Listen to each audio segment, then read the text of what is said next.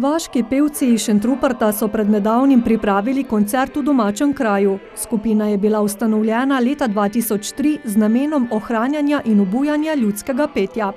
Skupina šteje 9 članov, vsi smo ljubitelji petja, ljubimo ljudsko pesem, imamo pa tudi nekaj že svojih, katere pa tudi pojemo in jih naštevamo kot avtorsko delo. Smo že izdali 4 CD-jke in 2 pismarici.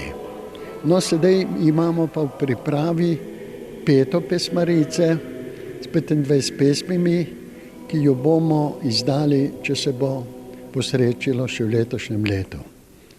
Mislim, da je naše petje kvalitetno, nastopamo na teh raznih srečanjih.